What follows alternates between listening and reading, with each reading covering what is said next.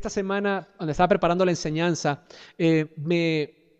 me encontré, me tropecé, me choqué con una noticia en MSN. Como ustedes saben, yo ya no tengo tiempo para comprar el periódico cuando la facilidad está en el Internet. Y entonces en el Internet me llegó una nota, leí una nota acerca de una mujer que esta semana ella estaba publicando un libro acerca me ayudan con mi español, estuvo encarcelada. Estuvo encarcelada en Irak. En Irak, una mujer como tú y como yo, que ella estuvo viviendo por 2 años, una mujer graduada de la escuela con su novio y otro compañero, estaban viviendo los tres juntos en una ciudad cercana a Irak o a Irán, no me acuerdo dónde de las dos era, y se me equivoco que es Irak. Y bueno, y la cosa es de que ella está caminando, está haciendo hiking, como se conoce aquí en los Estados Unidos, está caminando ella entre las montañas y los valles, paseando y mirando las escenas, básicamente. Ella fue y se metió en los trails, en los caminitos que hay entre los arbustos y todo con su novio, y este muchacho caminando, paseando, queriendo mirar, y en eso se encuentran con un soldado. Y allá es muy común, ella menciona en esta nota, en este artículo, es muy común allá de que los soldados te detengan y te llamen para conversar, son muy amigables. Y a veces están aburridos de estar parados todo el día y llaman a la gente que está cerca para conversar, para hablar. Y ellos se acercan normalmente a conversar, a hablar. Y ese soldado los empieza a caminar con ellos mientras que están hablando. Y muy astutamente, este soldado es un soldado iraquí. Y los guía a terreno iraquí. Y cuando llegan a Irak, entonces, cuando cruzan la frontera, sin darse cuenta, pues ellos son aprendidos por el ejército iraquí. Y los meten en la cárcel y los culpan de que están entrando al país para espiar, y los meten ahí como ciudadanos americanos, como que están espiando Irak, y entonces los encarcelan. Y esta mujer explica en su artículo lo que ella vive en esta poquitas historias, un poco de historia acerca de lo que ella vive, de lo que ella explica en este libro. Pero en este artículo ella empieza a hablar acerca de cada detalle, de cómo ella mantuvieron en solitario a cada uno de los tres, las diferentes torturas, los diferentes abusos, y lo vacío y lo difícil que fueron vivir tantos años, creo que cerca de 7 u 8 años, que estuvieron acorralados y metidos en una cárcel, ellos sin haber realmente hecho nada, haber sido engañados y haber caído en esta trampa, la cual les robó algo valioso para el hombre, que es la libertad. Básicamente violaron a ellos sus derechos humanos y automáticamente los metieron y se convirtieron en unos prisioneros de guerra. Entonces, ¿por qué les cuento esa historia? Porque esa historia me hace recordar mucho a lo que vamos a hablar hoy. Hoy vamos a aprender algunas lecciones de libertad, porque muchas veces el hombre, como tú y como yo, el ser humano, vivimos vidas que Dios nos vino a dar una libertad, pero aún nosotros vivimos muchas veces como esclavos. Y nuestras vidas y nuestras mentes caminan como esclavos. Vivimos esclavizados por muchas diferentes cosas: pecado, corrupción, por nuestros hábitos, por nuestras maneras de ser, por nuestros pensamientos, por nuestras mentalidades, y vivimos de una manera en la cual Dios nos llamó a ser libres. Por eso cantábamos ahora tanto de libertad y tanto de estas cosas, porque Dios nos ha llamado y Dios nos ha hecho libres en su Hijo Jesús. Pero en esta noche vamos entonces a hablar acerca de esta libertad y lo valioso que es para el ser humano el vivir y reconocer y entender lo libre que somos, y las formas también, algunos ejemplos y algunos ejemplos a qué seguir y ejemplos a qué no seguir acerca de la libertad. Esta serie nos está llevando a ser hacedores de historia, a estudiar y a ver un poquito, coger ejemplos de algunos personajes de la Biblia, porque hemos entendido que la Biblia se nos fue dejada con esas historias pasadas de estos hombres en la palabra de Dios, no simplemente para que conozcamos historias, sino porque Dios quiere dejarnos una enseñanza, quiere motivarnos a poder vivir cada circunstancia que nos encontremos en nuestra vida. Y yo no sé ustedes, si algunos de ustedes han estado aquí, están aquí en esta noche, han estado en la iglesia o han sido parte de una iglesia desde su niñez, y han estado en la escuela dominical. Yo no sé si todos aquí o alguno ha estado. Yo he tenido la oportunidad y la bendición de haber experimentado lo que es la escuela dominical en las mañanas. Y algo interesante de la escuela dominical es de que en la escuela dominical te enseñan acerca de estos héroes de la Biblia. Y te enseñan acerca de Moisés. Y hoy en día, cuando yo estaba mirando algunas series para los niños que estamos atendiendo con los niños ahí, yo veía, y ahora lo tienen tan cool, tan bacano, tan lindo. Man. Ahora tienen a Moisés lo hacen ver con músculos y con unas capas y unas que parece karateca Moisés. Y lo hacen ver como que de niño no se hubiera visto algo así, o sea, hubiera sido aún más atractivo cuando yo era niño, ojalá Moisés se hubiera visto como, bueno, en mi tiempo era el Chapulín Colorado, creo. Pero no, si Moisés salía con las antenitas de vinil, no. Pero, pero había diferentes cosas en cómo a uno le enseñaban de niño acerca de estos héroes realmente de la Biblia. Eran vistos como héroes. Y así era como los veía yo. Y de todas mis niñez que yo me acuerdo, nos enseñaban de esa manera y nos mostraban a estos personajes. Pero cuando fui creciendo, me di cuenta de algo. De que no todos los personajes mencionados en la Biblia son héroes. Que hay algunos mencionados que realmente son, entre comillas, villanos o, entre comillas, personas antihéroes. Y entonces me doy cuenta de que en la Biblia no todo lo que veo es un ejemplo a seguir, sino muchos ejemplos que hay en la Biblia. Hay ejemplos que Dios nos pone o cosas que Dios nos pone como advertencias para enseñarnos. Vidas de estas personas que decidieron hacer lo opuesto a lo que estaban supuestos a hacer y en vez de vivir vidas en libertad, que cayeron nuevamente en esclavitud. Entonces, en esta noche, con esta serie, vamos a estar viendo cómo estas personas, a pesar de ser personas comunes y corrientes, algunos de ellos pudieron vivir vidas extraordinarias. ¿Estás tú preparado para vivir una vida extraordinaria? Porque Dios te ha llamado a vivir una vida extraordinaria. No te ha llamado a que vivas una vida ordinaria, común y corriente. Tienes que ser la diferencia, tenemos que ser la diferencia. Y Dios nos ha llamado a eso. Así que quiero que me acompañen rápidamente a 1 Corintios 10:11. Si tienen su Biblia pueden buscarlo ahí, 1 Corintios 10:11. Si no, también pueden seguirnos aquí en el screen, que vamos a poner también los versículos. Pero 1 Corintios 10:11 dice lo siguiente. Todo eso sucedió para servirnos de ejemplo y fue escrito como advertencia para nosotros que vivimos en los últimos tiempos. Está hablando del Antiguo Testamento. Todo lo que fue escrito fue para servirnos de ejemplo y como advertencia.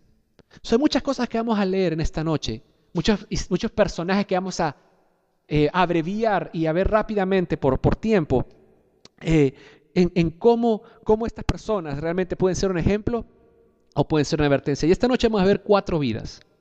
Vamos a ver la vida de Josué, la vida de Sansón, la vida de Saúl y la vida de David. Y repito, no me voy a enfocar tanto en la historia, sino quiero que lo traigamos, esas historias, a nuestra vida de hoy, porque estas historias nos sirven a nosotros como ejemplo y a nosotros hoy en día como advertencias. Así que el primer personaje que vamos a hablar en esta noche es la persona de Josué. Y Josué es un ejemplo de valentía. Una persona que realmente nos muestra lo que es ser valiente. Y en esta vida tú y yo necesitamos ser valientes para poder llegar a hacer cosas. Para hacer la diferencia, para hacer historia, necesitas ser una persona valiente. Una persona que haga algo al respecto. Fíjese cuando Moisés, que era el personaje que hablábamos la semana pasada, ¿se acuerdan de Moisés, verdad? Cuando Moisés muere, Josué es el sucesor de Moisés. Y Josué, la ventaja que tiene Josué en todo esto, en ser su sucesor, es de que él ya había experimentado el ser esclavo. Él se relacionaba con todo este pueblo, lo que significaba ser esclavo. Pero también Josué llega a experimentar y ve el poder de Dios, no solamente en el desierto cuando ve las ropas que no se desgastan, que les perduran y les duran todos esos 40 años, no solamente el ver de que del cielo alimenta a Dios con maná a miles y miles y miles de personas todos los días, no solamente el ver todas esas cosas, sino que también él llega a ver y a experimentar que Dios abre el mar o las aguas. No solamente cuando Moisés las abre por medio de Moisés, sino también que cuando él va a cruzar el río Jordán, dice la palabra de Dios, que Dios abre este río Jordán para que Josué, liderando al pueblo, guíe al pueblo y lo lleve hacia la conquista de Jericó. Entonces vemos que Josué es un hombre que ve el mover de Dios en su vida, ve a Dios actuar en su vida diariamente. Ok, todos estamos hasta ahí en punto de quién Josué es, ¿verdad? Pero llega un momento en el cual cuando Josué está yendo a conquistar a Jericó, a Josué le entra miedo, le tiemblan las piernas. ¿Y por qué?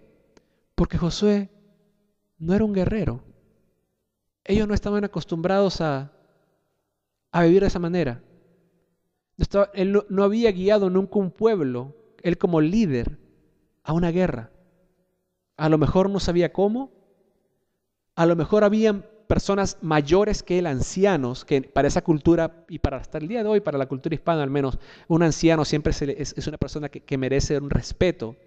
Pero en esos tiempos esa cultura era aún más fuerte en esa forma de pensar. Había probablemente muchos ancianos que no estaban muy de acuerdo en cómo él hacía las cosas o cómo él quería hacer ciertas cosas. O lo verían como que un muchachito que no estaba muy maduro para asumir esa función. Y entonces él estaría con temor en cómo le hago. Dios me está enviando a Jericó a conquistar esta tierra. Llegan y se encuentran un muro inmenso que está rodeada la ciudad. Y ellos están ahí y son un pueblo que realmente no es un pueblo experimentado en batallas. Entonces este hombre tiene miedo. Y dice la palabra que en eso Dios envía un ángel y el ángel le empieza a dar instrucciones a Josué en cómo ganar la batalla. Fíjate que cuando Dios te pone una batalla enfrente, no solamente te dice lo que tienes que hacer, sino te enseña y te da instrucciones en cómo vencer y en cómo ganar. Y entonces este ángel le empieza a hablar y le empieza a dar instrucciones que para ti, para mí, la verdad no haría mucho sentido. Si a mí viene un ángel y me dice, mira, ¿sabes qué? Dale 7 vueltas a la ciudad y cuando llegues al final, pégate un grito y los muros se van a caer. A mí no me haría mucho sentido y si tenía miedo, ahora tengo más miedo. En decirle a un pueblo con todo lo que estamos mirando, miren, Dios me dijo, ajá. Dios le dijo, ¿y qué te dijo ahora? No, esto. Ok. Entonces vemos de que este hombre, pero ¿saben lo que pasaba con este hombre Josué? Que Josué era un ejemplo de valentía. Y Josué le tenía más temor a Dios que a lo que los demás pensaran y que a sus propias dudas. Y cuando hablo de temor, no hablo de miedo, no hablo del cuco, no hablo de no hablo de ese tipo de miedo, sino hablo de un miedo que es respeto. Un miedo que es honra, un miedo que es reconocer que Dios es Dios y que Él no es Dios. Entonces cuando Dios viene y le da estas palabras a Josué, Josué se llena de valentía. ¿Por qué? Porque él reconoce a quién tiene que temerle más. Si es a Dios o si es a lo que sus compañeros, sus personas de su generación, su grupo de personas, su grupo social, su grupo de amigos o él mismo su pensamiento le está diciendo. Dios le dice algo diferente y este hombre nos enseña, nos da un ejemplo realmente de valentía. Él rápidamente recuerda lo que Dios había hecho y mostrado en todo ese tiempo que él estuvo en el desierto hasta ese momento específico. Es muy fácil que tú y yo muchas veces nos olvidemos de lo que Dios ha hecho en nuestras vidas.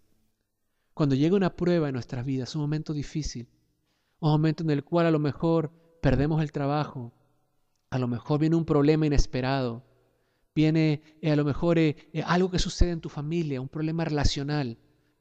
Y muy rápidamente nos olvidamos de todas las bondades de Dios y de toda su fidelidad a pesar de lo que hemos pasado hasta el día donde estamos hoy. Es muy fácil que se nos olvide, es muy fácil pasarlo desapercibido y enfocarnos y dar toda nuestra atención al problema actual. Entonces este hombre llamado Josué nos enseñó realmente que el temor humano te va a robar. Te va a robar tu fe, te va a robar tu tranquilidad, te va a robar tu confianza. Mas el temor a Dios, ese temor te va a llenar de confianza y de fe para Dios. Entonces, amigo que estamos oyendo aquí, fíjate, otra cosa importante que Dios le da instrucción a Josué es de que le dice por medio de este ángel, lleva el arca del pacto contigo y da vueltas alrededor. ¿Usted sabe lo que estaba dentro del arca del pacto? En el arca del pacto estaba y estaban los mandamientos que Dios le había dado a Moisés. Estaba básicamente la palabra de Dios ahí. Otra enseñanza que podemos sacar de ahí es que cuando tú y yo enfrentemos un problema, una prueba, un momento difícil en la vida, aférrate de su palabra. Camina con ella. No quiere decir que cuando vayas a ver a esta persona, vayas a ver ese problema, vayas con tu Biblia en la mano. No quiere decir eso. Pero que la palabra de Dios sea una parte de tu esencia de vida. Que su palabra sea lo que está adentro tuyo realmente, penetrado como es su palabra en tu corazón, guardado ahí. Y que al final cuando llegue, le dice al pueblo, griten, den gloria, alaben, den un grito de júbilo, de alabanza a Dios. Es por eso que ahí, cuando nosotros también tenemos que entender que en medio de nuestra prueba, de nuestro problema, Dios está esperando que tú la alabes. Dios está esperando que tú le des gloria a Él. Y cuando digo alabanza, no solamente me refiero a que canten una canción, sino que la alabes con tu vida, con tu obediencia, con tu buscar de Él, con tu dependencia de Él, con realmente cómo vives tu vida. Que tu vida sea un estilo de vida basado en su palabra. Entonces, amigos, eso es lo que vemos en la vida de este hombre. Mira lo que nos enseña Romanos 31b. Si Dios está a nuestro favor, ¿qué pasa? Nadie podrá estar contra nosotros. ¿Qué mejor persona que aferrarte que a Dios? A pesar de tus circunstancias, a pesar de lo que tu mente te diga, a pesar de que tu mente te diga no hace sentido. La semana pasada hablamos de esto. Si quieres escuchar un poquito más, anda, visítanos en Facebook y ahí está en YouTube. Puedes oír la enseñanza de la semana pasada, pero nos habla específicamente de este tema. Entonces, hay una lección de libertad que nos enseña Josué. Y la lección de libertad que nos enseña es la siguiente. Cuando temes a Dios, no tienes nada que temer. En tu vida, cuando temes a Dios, no hay a quién temerle. No hay nada, ni una circunstancia, ni una situación la cual puedas tener. El segundo personaje que vamos a ver en esta noche es Sansón. Y Sansón nos sirve de advertencia. Él es una advertencia sobre el descuido. Así que, amigo que estás aquí en esta noche, todos los que estamos aquí, no te descuides. Escucha esta advertencia en esta noche acerca de la vida de Sansón. Estábamos hablando ahorita de Josué. 300 años después de Josué llevar al pueblo a conquistar la tierra prometida, la gente que está en el pueblo de Dios empieza a caer en algo llamado complacencia. ¿Usted sabe lo que es complacencia? Es simplemente el empezar a dejar que las cosas pasen. Ya estamos ahí, ya llegamos, ya conquistamos la tierra, estamos en lo prometido, entonces ya nos chantamos. Y ya bajamos la guardia. Ya estamos donde queríamos estar. Y este pueblo empieza a ser complaciente y empieza a hacer algo que Dios les había mandado a que no hagan. Empiezan a casarse con personas de otras naciones. Coco, ¿entonces Dios es racista? No, no estamos hablando de un caso de racismo. En esos tiempos, el pueblo de Dios era bastante nuevo en esta relación con Dios. Tenía solamente siglos y siglos, pero aún no había una penetración con este pueblo que había acabado de llegar. Y Dios les da una pauta de vida a ellos y les dice, miren, eviten casarse con personas de otras naciones. ¿Por qué? Porque estas personas tienen otras costumbres, tienen otros dioses a los cuales ellos adoran, que yo no soy su Dios y que yo no soy el que ellos siguen. Y esa unión lo que va a hacer es que va a traerles problemas, va a traerles a que caigan en una idolatría, en algo diferente a lo que yo estoy eligiéndolos de ustedes como pueblo para mí. Entonces, este pueblo de Dios comienza a caer en esto, en ese estilo de vida, y eventualmente pues lo que Dios les da como pauta o les da como advertencia sucede. Y terminan siendo esclavos, terminan cayendo bajo la conquista, dominados por los filisteos. Y Dios levanta a Sansón para que los ayude a libertar. ¿Qué cosa con este pueblo de Israel? Primero levanta a Moisés, después a Josué para que los siga ayudando a libertarse, y aún así, nuevamente, como advertencia, este pueblo cae por desobediencia, por complacencia, por descuido.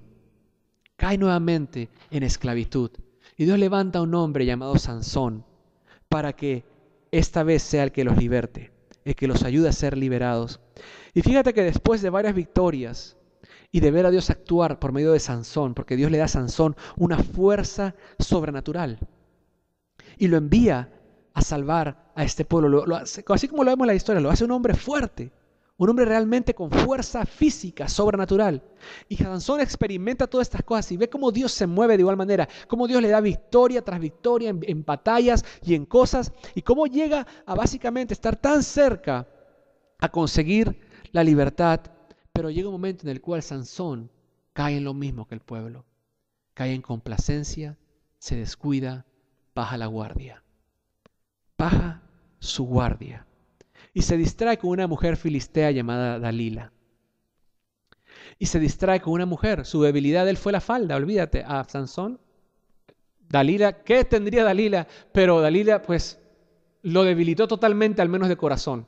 Y lo dejó simplemente al hombre flat, como dicen ahí, tiradito, mansito, lo domó. Y entonces vemos esto en la vida de ella. Y Y a pesar de todas las pautas que Dios da, Sansón comete un error. Sansón le habla a Dalila y le dice cuál es el secreto de su fuerza. Y le dice, si mi cabello es cortado, yo pierdo todo. Entonces, cuando hablamos de esto, no estoy hablando de que Sansón tenía un cabello sobrenatural, de que Sansón su cabello le daba la fuerza. Su cabello no era la fuente de fuerza. Pero su cabello tenía una representación, había un pacto hecho con su cabello. Cuando el ángel de Dios le habla a la mamá de Sansón y le da específicamente instrucciones de que Sansón nunca corte su cabello, porque su cabello representaba un pacto que le estaba haciendo con Sansón, Dios con Sansón, para darle esta fuerza para hacerlo la persona que él iba a ser y utilizarlo de la manera que lo iba a utilizar. Era simplemente un símbolo de su pacto, así como un anillo es el símbolo de un pacto entre un hombre y una mujer. De igual manera, el cabello largo de Sansón y el no cortarse era simplemente una prueba de ese pacto que Dios había hecho con ellos. Entonces, cuando Sansón le explica esto, Sansón obviamente, Dalila lo emborracha a Sansón, y Sansón termina siendo pelado, lo pelan, lo rapean, le cortan el pelo, se lo quitan todo, y él pierde su fuerza. Eso es lo que la palabra de Dios nos habla acerca de esto. Y básicamente lo que sucede es de que cuando Dalila corta y lo entrega, cuando corta ese cabello, lo único que está haciendo es que Sansón pierde esa conexión que él tenía con Dios. Algo así como el pecado lo que viene a hacer con nosotros, que nos hace cortar esa conexión con Dios. Esa conexión que Dios le estaba poniéndolo sobre una sombrilla de protección a Sansón, en eso es quitada. Porque el corte de pelo lo único que representa es que aquí se rompió nuestro pacto. Todo el respaldo que Dios tenía sobre Sansón, Dios simplemente dice, ok, voy a simplemente dar un paso atrás y dejarte ser. Fíjate que Dios no viene y le dice, no, ahora estás castigado y te maldigo, y sufre. Simplemente Dios decide dar un paso para atrás y decir, bueno, es tu decisión, it's your call. Y lo deja hacer. Y entonces vemos cómo Sansón automáticamente descuida ese pacto, descuida la gracia de Dios, descuida la misericordia de Dios, la menosprecia, en otras palabras, no la toma como algo valioso a que aferrarse, sino que prefiere algo más. Fíjate que Sansón, su precio para cortar esa gracia, para descuidar esa unión con Dios, esa relación con Dios, el precio de Sansón es Dalila. Dice la palabra de Dios que Dalila, cuando le entrega a Sansón, le entregan un par de monedas. El precio de Dalila fue el dinero. Mi pregunta para ti hoy y para mí es, ¿cuál es nuestro precio? ¿Por qué precio tú estás vendiendo esa conexión con Dios? ¿Cuál es tu precio? Yo sé el mío, no sé el tuyo, pero ¿cuál es tu precio? Piensa un momento en eso. ¿Cuál es mi precio? ¿Qué cosa yo estoy realmente encontrando más valor que mi relación y mi unidad y mi conexión con Dios? ¿Tu carácter? ¿Tu manera de pensar? ¿Tu manera de hablar? ¿Tus actitudes? ¿Tus relaciones?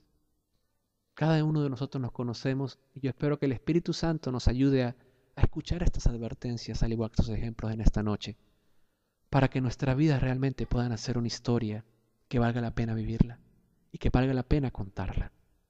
Amigos, Sansón se descuidó. Y así como Sansón perdió su fuerza, tú también vas a ser debilitado. Vas a ser cegado, vas a perder la visión del propósito en tu vida si permites que esa conexión sea destruida por cualquier cosa que sea el precio para ti.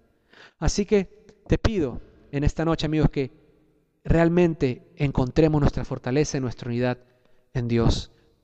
En Proverbios 4:23 nos dice que sobre todas las cosas cuides tu corazón, porque éste determina el rumbo de tu vida. Cuida realmente lo que estás permitiendo que entre aquí adentro. Cuida realmente lo que estás permitiendo que guíe tu vida. Porque de aquí, de tu corazón, y no hablo de tu corazón físico carnal, sino hablo de tu esencia, de quién tú eres, que guardes tu mente, tu ser, tu espíritu, quién tú realmente eres. De Él va a guiar a dónde y cómo vas tú a vivir tu vida. Fíjense que aún así Dios amaba a Sansón, pero no podía dar las bendiciones que Dios quería darle porque Sansón había tomado una decisión ya.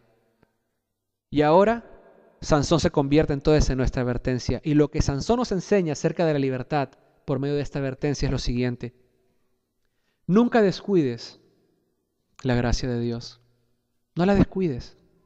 A pesar que siempre está ahí, no la descuidemos. No la menospreciemos. Jesús pagó tan caro para brindarnos esa gracia como para nosotros simplemente tratarla como un trapito viejo. Tratarla como que un credit que tenemos.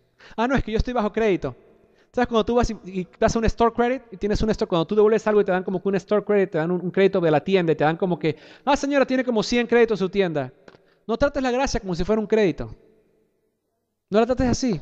No, es que it's okay. Yo la rompí, pero it's okay. Yo tengo crédito con Dios, tranquilo. Que lo ponga en el tab de la sangre de Jesús. It's okay. No hay problema. No tratemos a Dios o su gracia de esta manera, no la descuidemos. La tercera persona es Saúl, al que vamos a ver en esta noche. Y Saúl también es una advertencia acerca del orgullo. Una advertencia del orgullo. Y y Saúl era un gran rey. Fue el primer rey de Israel. El primerito. Y dice la palabra que él realmente era un gran rey. Una persona que dice, cuando fue elegido como rey, dice que Dios miró no a su estatura, no a cómo él lucía, sino a su corazón. Y Dios lo eligió por su corazón. Pero su orgullo, sus celos, su paranoia, fue muy triste.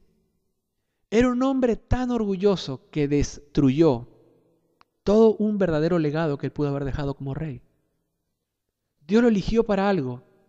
Y él decidió pisotear lo que Dios le había elegido a hacer. Porque su orgullo se puso en el camino. Su orgullo se puso y evitó que él dejara el gran legado y que él realmente terminara en ruinas. Después de muchas victorias militares, después que Dios le ordena a Saúl que ataque a los amalecitas, Dios le habla a Saúl y le dice, Saúl, quiero que ataque a esta ciudad, que eran enemigos desde que estaban en el desierto con el pueblo de Israel, y era un pueblo que realmente causaba muchos problemas a Israel, y Dios llega al punto y dice, ¿sabes qué? Vamos a terminar con esto ya. Vayan, ataquen y no tomen a nadie de rehén, terminen con todo. No cojan ni siquiera ni cosas, no cojan ni propiedades, ni ganado, ni nada. Destruyan todo. Entonces, Saúl decide desobedecer y hacer algo que tú y yo hacemos muy seguido. Hacer las cosas a su manera. Saúl decide hacer las cosas a su forma. O sea, él tiene algo conocido como que obediencia selectiva. ¿Usted sabe lo que es obediencia selectiva? Tú eliges lo que vas a obedecer y hasta dónde vas a obedecer y cómo lo vas a hacer. Hijo, limpia tu cuarto. Ok, sí. Pero ¿cuándo? Él va a decidir porque es obediencia selectiva. ¿Cómo y dónde? ¿Y dónde va a mover todo el desorden? ¿Dónde lo va a colocar? Obediencia selectiva. Y de igual manera nosotros actuamos como adultos con Dios muchas veces de esa manera. Obediencia selectiva. Y yo decido cómo hacer las cosas porque yo siento que sé un poquito más que Dios, aunque no lo digo y aunque no lo pienso, pero actúo de esa manera. ¿Cómo? Bueno, Dios te dice algo y entonces tú decides hacerlo a tu tiempo. No es que tengo que esperar todavía que Dios me diga sí. Ay, no, qué pereza, no, vamos a hacerlo ya. Mira, pero no, déjame, ayuda que yo te daré. Y empiezas a tratar de ayudarte a ti mismo. Empiezas a tratar de ayudar a Dios y a mover las piezas para que las cosas se den a tu tiempo. Y las cosas se den como tú quieres que se den. Y entonces caemos en esa obediencia selectiva. Quieres hacerlo a tu manera. Y esta forma de obedecer es guiada por el orgullo. Esta forma de obedecer es guiada porque tú piensas que tú puedes hacerlo mejor. Y nos ponemos tercos. Tercos no solamente con Dios, sino con las personas que a veces nos rodean. Nos terqueamos, nos cerramos y queremos hacer las cosas como yo las quiero hacer porque no puedo esperar, porque no me parece justo que tenga que esperar y porque no confío realmente en que Dios va a proveer como Él dice que va a proveer y en el tiempo que va a proveer. Déjame yo buscar la solución. Entonces, vemos a este hombre, Saúl, que Dios le dice que haga todas estas cosas, que las destruya, pero él decide no destruir todo. Él decide quedarse con ganado, decide quedarse con algunas cosas que ellos encuentran, deciden perdonar a la vida al rey de los amalecitas. Y entonces algo que Dios le había dicho que no hiciera. Y Dios entonces, aún así, Dios envía a un profeta llamado Samuel a que confronte a Saúl por lo que está haciendo. Y Samuel va al profeta y le empieza a decir: Saúl, tú hiciste esto mal, hiciste esto mal, hiciste esto mal. Y él empieza a hacer algo importante. Saúl empieza a justificarse. Empieza a patinar. No, es que yo no fui el que tomé el ganado, fueron estos hombres, pero no te preocupes porque de igual manera nosotros los vamos a matar como sacrificio y va a ser sacrificio para Dios, así que no te preocupes, se lo vamos a dar a Dios como sacrificio y eso va a estar bien, o sea, al final se van a morir y va a ser algo extra que le estamos brindando a Dios, pero eso no fue lo que Dios te dijo. Sí, pero it's okay, a Dios le va a agradar porque es algo para Él y este rey está bajo control, no te preocupes, ya lo tenemos acá en el calabozo, lo vamos acá a castigar, vamos a sacar información, tranquilo, no te preocupes con él. Y el resto de cosas, it's okay. It's okay. Yo lo tengo bajo control. No te preocupes. Y él empieza a justificarse. Él no acepta su error. Otro aspecto del orgullo.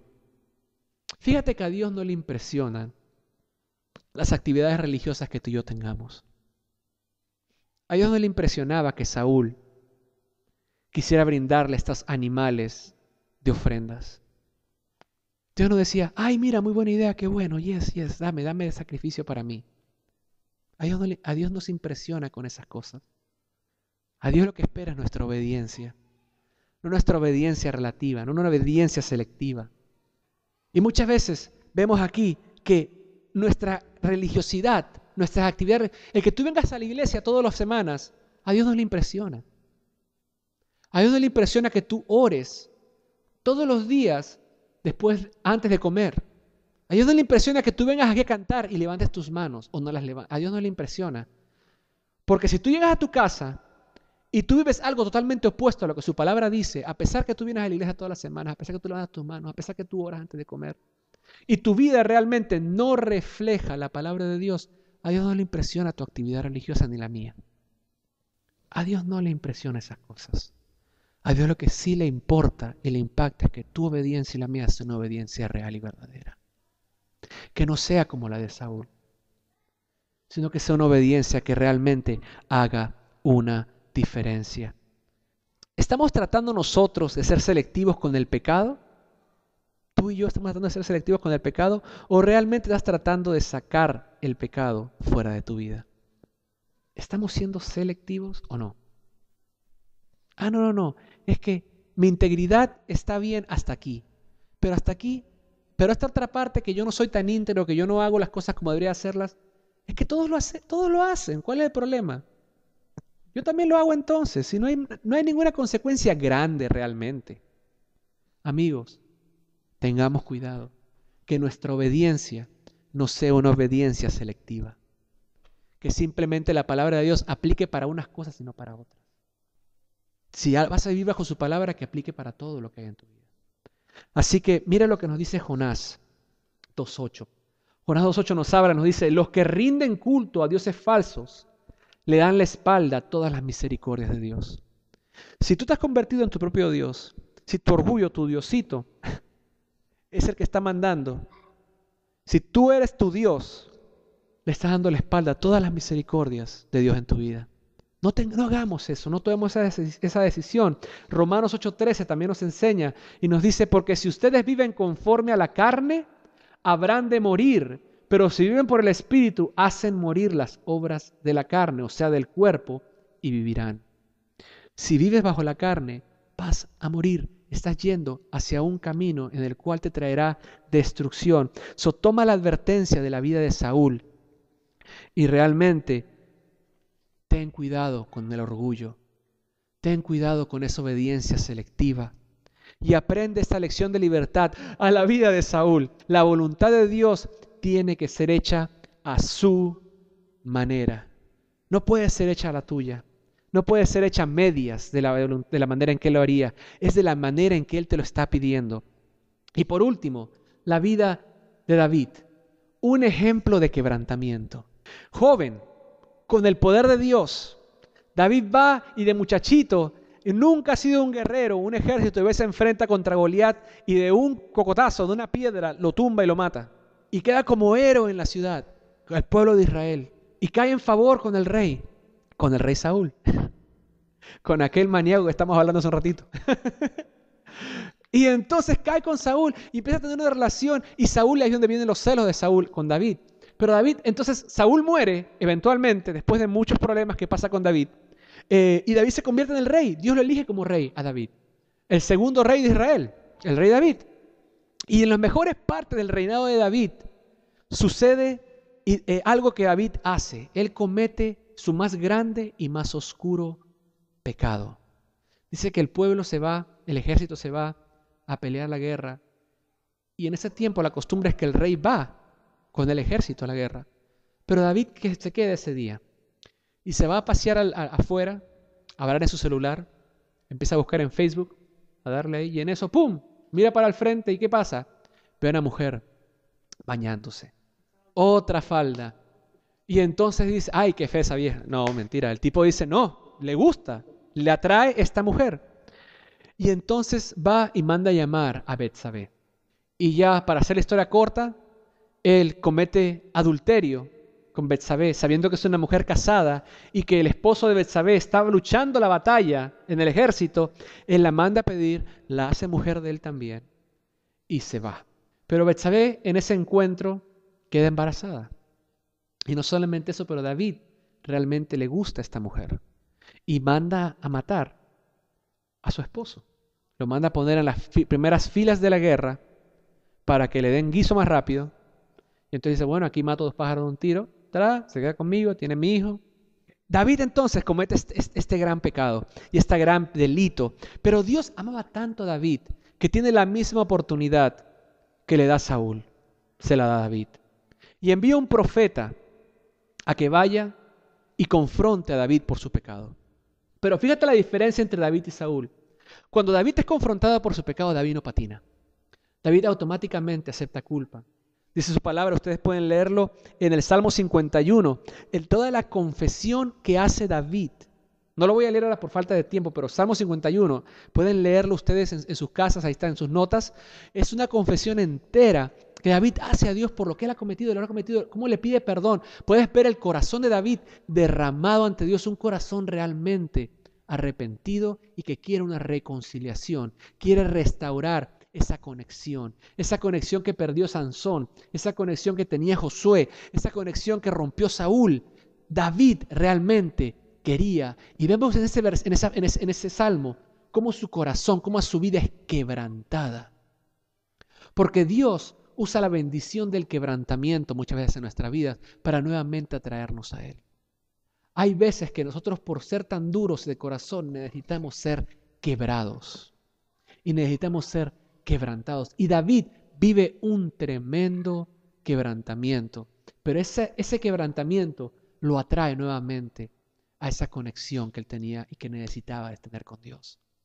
Eso que había roto él en su desobediencia, en ese adulterio, en ese homicidio que él comete básicamente, queda todo restaurado porque él realmente se acerca a Dios con un corazón quebrantado, con un corazón arrepentido, con un corazón que quiere y anhela tener una relación con Dios, un corazón que busca el perdón de Dios. Es por eso que la lección de libertad que David nos da es la siguiente, que nadie está lejos del perdón de Dios. No importa qué tan grande haya sido tu pecado, tu error. No importa qué cosa hayas hecho tú para romper esa conexión. Mira a David, no solamente adulteró, sino también que asesinó. Nadie está lejos del perdón de Dios. Yo no sé qué hayas hecho tú, no sé cuál haya sido tu problema, tu quebranto, tu lucha, pero nada de lo que tú hayas hecho, estés haciendo o vayas a hacer te va a alejar de su perdón. Su gracia y su perdón de Dios siempre va a estar disponible para ti. La pregunta es cómo tú vas a reaccionar cuando Dios venga a ofrecerte. Aquí está mi perdón disponible. ¿Vas a aceptar tu culpa o vas a empezar a patinar y a buscar culpables, a señalar dedos? No, pero es que mi culpa no fui yo. Yo reaccioné así porque esa persona hizo esto, porque aquel me dijo aquello. Entonces, vivimos de una manera en la cual tratamos de nuestro orgullo se ponga, pero David nos enseñaba que nuestro orgullo tenía que ser quebrantado. Teníamos que aprender a recibir el perdón y su perdón está siempre disponible. El anhelo de David, el deleite de David era Dios. Y nada merecía quitar esa conexión. Nada valía lo suficiente, nada era lo suficientemente valioso para quitar esa conexión. Y yo sé que todos nosotros tenemos un deseo y un anhelo de Dios en nuestras vidas. Pues si no fuera así, no estuvieras aquí esta noche. Si para ti otra cosa fuera importante, estuvieras ahorita mismo haciendo otra cosa. Pero en ti fue importante el venir y conectarte con la familia de Dios y el poder oír su palabra y el poder ayudarnos a todos, a cada uno de nosotros, a amarnos y motivarnos a ser más como Jesús, a poder ser hacedores de historia, a poder realmente dejar una marca, un legado, que tu vida, así como la vida de estos hombres, han dejado una marca, han dejado una historia. ¿Qué historia va a dejar tu vida? ¿Vas a ser un ejemplo o vas a ser una advertencia? Depende de ti si vas a ser el ejemplo y depende de mí si voy a ser el ejemplo o si voy a ser la advertencia para otra gente, para otras generaciones, para otras vidas. Para cuando hablen de tu vida, realmente tu vida pueda ser algo diferente, pueda ser una marca en la historia. Primera de Juan 1:9 nos dice algo importante acerca del perdón. Que si confesamos nuestros pecados, Dios nos perdonará y que Él es fiel y Él es justo para limpiarnos de toda maldad. No hay ninguna maldad que quede fuera de esa oración, de ese versículo, de toda maldad. Así que amigos, estamos aquí para hacer historia. Dios nos trajo a esta tierra y nos mantiene aún vivos en esta tierra, porque aún tienes un propósito, una misión que cumplir en esta vida. Aún Dios ha puesto personas alrededor tuyo para que tú impactes, para que tú inspires. La semana pasada hablábamos de que qué lindo es estar inspirado, pero qué bello realmente, qué más grande, qué mejor es el poder ser de inspiración a otros. Amigos, has sido llamado a hacer historia para inspirar otras vidas, para ser ejemplo para otros. Toma la decisión correcta. Haz parte de estas historias que estamos aprendiendo de otras personas en su vida, que realmente podamos sacar aprendizaje y podamos cambiar y podamos mejorar y podamos ser más como Jesús. Así que en esta noche les quiero pedir simplemente que pienses, cuando llegues a tu casa, tomes tus notas y fíjate con cuáles tú te estás identificando. ¿Con qué personaje tú te has identificado en esta serie, en esta enseñanza hoy? Y trata con lo más que puedas de pedirle a Dios que te ayude a transformar tu vida para que seas un ejemplo en esta historia. Vamos a orar en esta noche. Señor, te doy gracias, mi Dios, por este tiempo que hemos compartido, Señor. Gracias, Padre, por tu palabra, Señor. Gracias, Señor, por la vida de cada una de estas personas, mi Dios, que algunos han llegado a ser ejemplos para nuestra vida y otros, desgraciadamente, para ellos advertencias, Señor, para nuestras vidas. Pero que cada una de sus vidas, Señor, nos pueda servir, Señor, de aprendizaje para nosotros en esta noche, mi Rey. Yo te pido, Señor, que al final de nuestras vidas, mi Dios, cuando llegue el tiempo que nos tengamos a encontrar cara a cara contigo, mi Dios, que podamos estar satisfechos con el tipo de historia que hemos dejado en esta tierra, Señor, con el tipo de historia que hemos dejado a nuestros hijos, con el tipo de historia que hemos dejado a nuestros amigos, con el tipo de historia que hemos dejado a todos nuestros seres queridos, Señor. Que realmente nuestras vidas sean de inspiración para ellos, mi Dios. Te damos gracias, mi Rey, porque tú nos llamas a ser más como tú. Te pido, Dios, que seas transformando nuestros corazones y nuestro espíritu en esta noche. Que tu palabra, Señor, realmente sea como doble filo en nuestras vidas y que penetre lo más profundo de nuestro ser, mi Dios. Y que transforme cada área en nuestra vida. Espíritu Santo, sé tú continuando hablándonos durante estas semanas, en nuestro tiempo devocional, en nuestro tiempo de intimidad contigo, Señor. Y ayúdanos, mi Dios, a seguir conectados contigo en todo tiempo. Que tú seas nuestro anhelo, que tú seas nuestro deseo, que tú seas nuestro deleite, Señor. En el nombre de Jesús. Amén.